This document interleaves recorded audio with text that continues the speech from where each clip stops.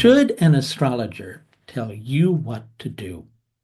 That's what the question is for today. I occasionally like to put these posts out on social media to kind of see where people's philosophies are related to things. And so I put out a post on, Facebook and on my YouTube, basically community section, asking people whether or not they think an astrologer should tell people what to do. And quite a lot of people actually said, yes, an astrologer should tell people what to do. And, this is my personal philosophy, but it's backed by what I feel to be very good reasoning and what my belief about whether or not an astrologer should tell somebody what to do is unequivocally a person should not tell, an astrologer should not tell a person what to do. Now, I know in your mind you might be going, but isn't that what people come to astrologers for? Well, maybe in their mind, they're thinking, I want the astrologer to tell me what to do. But underneath the surface, what's really at work is the person's coming to the astrologer because they feel that things aren't going well in their life and they're wanting things to go better in most instances. And that has something else at its foundation, which is quite often a lack of self-trust, which we all have to a certain degree. I think you could probably safely say that there are very few people who completely trust themselves 100% to handle absolutely everything that life throws their way. So people come to astrologers because, on a certain level, they don't trust themselves to be able to handle things. That's what's at the foundation of things. And on your end, you may be going, no, I just want to know if I'm going to have a relationship or if I'm going to get a job or how my money is going to be going, which in essence is you going, okay, this isn't going well in my life and I want it to go better. So I don't trust that I'm going to be able to work better with that in terms of finances, or I don't trust that I'm going to be able to handle my life in a manner that's going to make my career more successful, et cetera, et cetera. So at the root of everything, everyone is looking for a deeper level of self-trust. But there's another reason why, as astrologers, in my opinion, we should not be telling people what to do. And I'm going to go into that on a deeper level, right? Of course, because that's what this video is about. So, first of all, it's not empowering to the client for us to tell the client what to do. Because on that level, we're taking responsibility for their decisions in life. And when somebody else is making the decision for you, that doesn't strengthen your self-trust, like we were talking about before. Instead, it makes it so you're trusting in what somebody else tells you to do. It doesn't make you trust more deeply in making your own decisions. But in addition to that, there's actually something in astrological texts that points in a direction that kind of lets us know that astrologers should really not tell people what to do. And what I'm going to do is I'm going to refer to Brihat Parashara Hora Shastra. I'm not going to share this on the screen, but I'm just going to read it to you and I'll go over it a couple of times. There's a section of Brihat Parashara Hora Shastra called Narration of the Avatars. And it's referring to the avatars of Vishnu. For those of you who are not quite as familiar with the world of Vedic astrology or with Vedic philosophy in general, Vishnu is the aspect of God that permeates everything. It's the aspect of the infinite, whatever you choose to call God, that permeates all of creation. Okay. And Vishnu is known to have had several different incarnations as different beings. So an avatar is basically the divine come down into a human form for the sake of benefiting humanity. On a certain level, you're an avatar. I'm an avatar because we all have the divine within us. But what's being referred to here is someone who is in their divine presence and very tapped into their divine presence. In other words, they're fully self-realized that that's who they are. And so that's usually what's being referred to when we say an avatar. So in Brihat Parashara Hora Shastra, in the narration of the avatars, there's a description that begins to explain how astrology works, right? And in this sutra, it says the supreme unborn spirit. Now, that's a very profound statement. So, supreme lets us know that this is something that is overall, right? It's overall.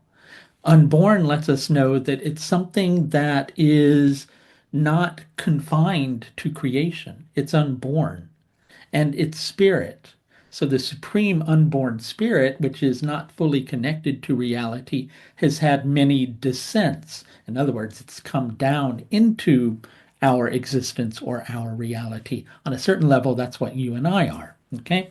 So the supreme unborn spirit has had many descents. Janardana, in the form of the grahas, the planets, rewards the fruits of the karma of the living beings. Let's talk about who Janardana is. Janardana is the aspect of the divine that agitates humans and causes them to work through their karma, right? That's what Janardana is responsible for, stirring stuff up within you so that you work through stuff in your existence. And what stuff are you needing to work through, and why are you having to work through it? Well, you're having to work through it because you're not aware of your full potential, right? You're not completely aware of that. There's something that's blocking you from seeing that. And so, this aspect of the divine that's stirring things up within you is doing that so that you begin to polish the lens of your consciousness. Okay? The supreme unborn spirit has had many descents. Janardana, in the form of the planets, very important, rewards the fruits of the karma of the living beings.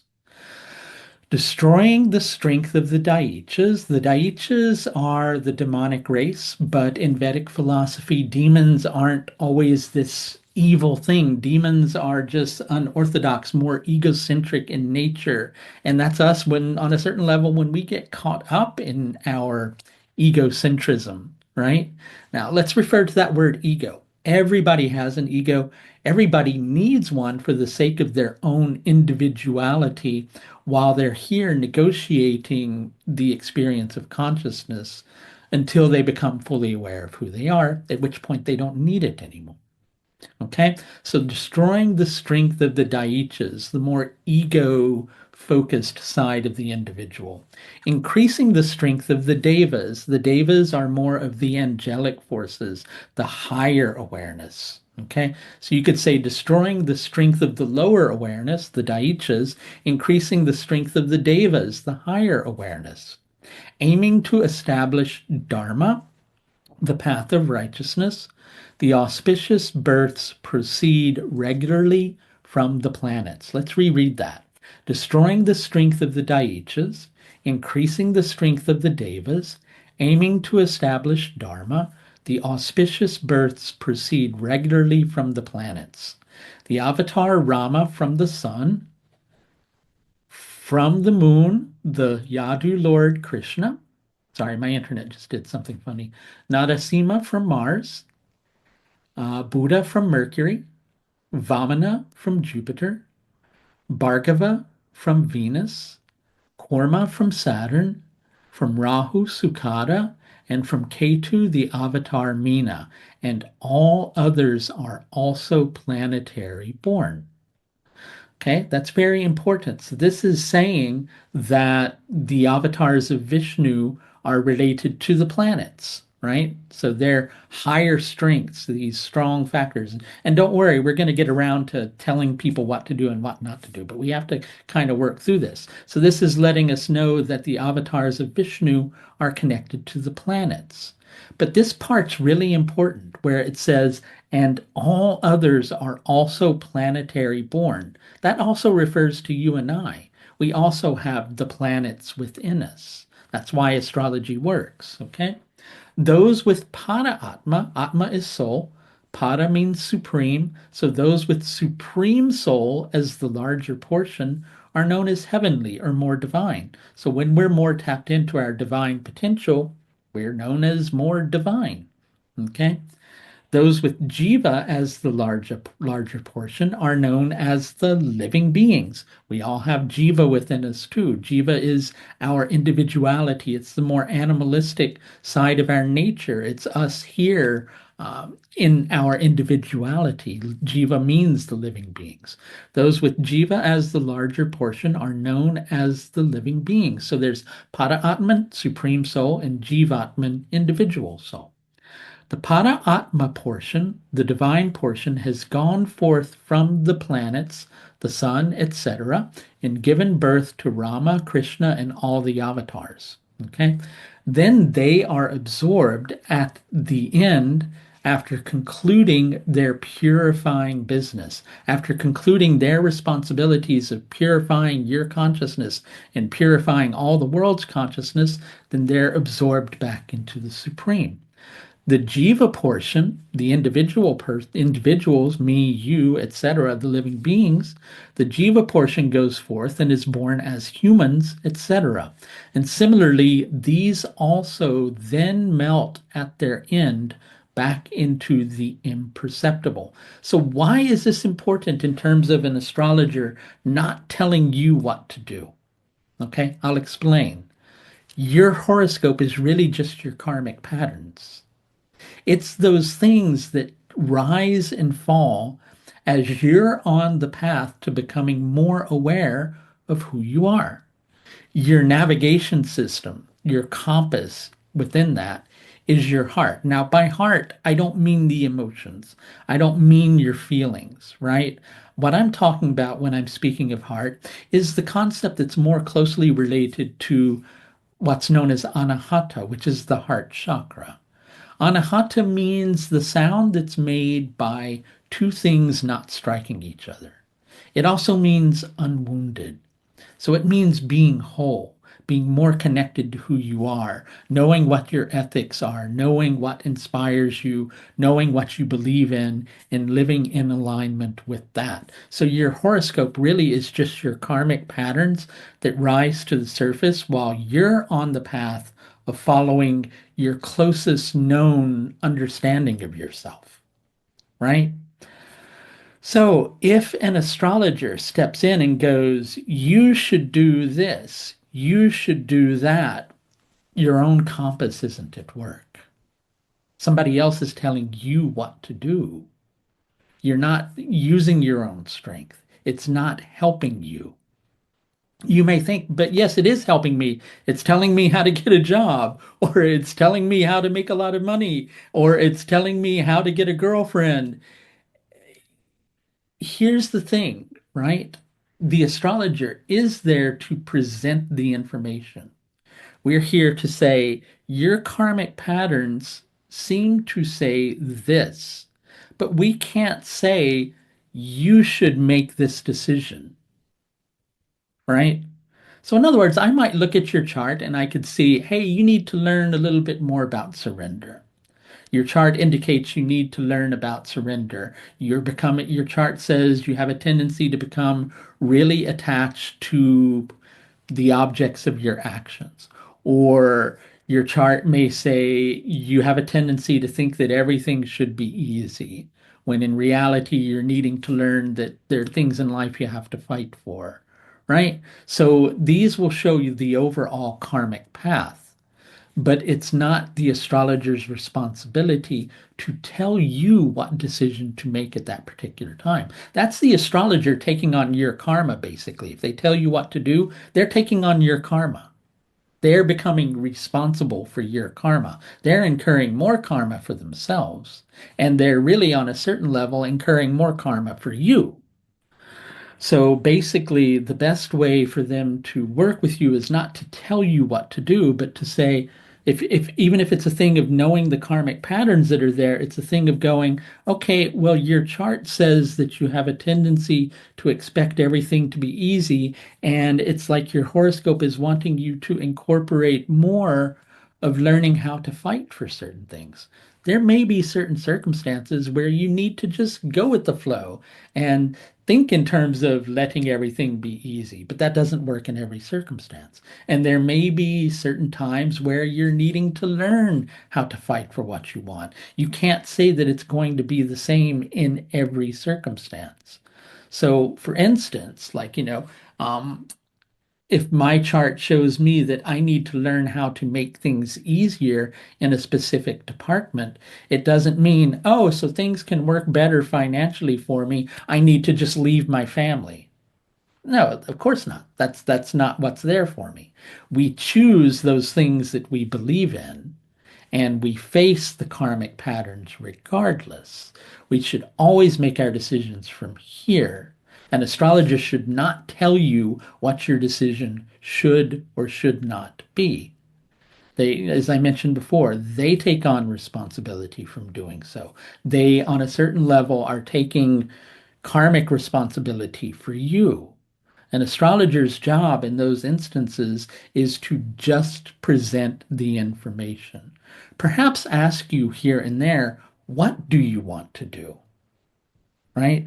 Help you to think things through based upon the information they're giving you, but not to come right out and go, you should do this, you need to do that, here's what you should do, because really that is the astrologer taking too much responsibility for your path and not enabling you to become more strongly tapped in to trusting yourself. Ancient astrological texts say the same. They're basically saying, hey, this is about you purifying your consciousness. Somebody telling you what to do is not you doing the work. You're not doing the work. You're not going to feel more rewarded with that purification process. You're going to feel like, well, I just did what somebody told me to do, right? So one of the most empowering things in existence is to become self sovereign. And when I say self sovereign, I mean that with a capital S. To recognize your independence, recognize your freedom, recognize the strength of your soul, live in the strength of your soul. And astrology is a tool that can guide us towards understanding ourselves, but it can't tell you what your heart wants you to do at any moment in time. It can just say, here are the circumstances. What do you want to do with those circumstances? What's more important to you? So let's go more deeply into that, just briefly, because I know this is a rather long video. Um, so, for instance, if we look at our chart and it says that, hey, I'm wanting to, like, for instance, if somebody's going, hey, I'm wanting to start a business, right? And if I'm looking at the person's chart and it goes, it's going to be difficult for you to start a business right now, it doesn't mean that person shouldn't start a business. They may learn from the challenges. They may enjoy like putting the energy and effort in. What's the saying? The hotter the battle, the sweeter the victory. The person may gain something from that. Astrology isn't there to say, don't start your business right now. Okay, because you have to decide what's more important to you. You may feel there's something to gain from, working through that difficult time. All of life should not be easy because then we don't learn, right? So thanks a lot for watching. That's my philosophy on whether or not an astrologer should tell people what to do. Unequivocally, I think it's a no. If you want to schedule in with me and learn a little bit more about how I work with my clients, there is a link up above to my astrological services page. I'd love to help you in any area of life that you feel like you're needing assistance. Thanks a lot for watching. And as always, please do take the very best care of yourself. Bye now.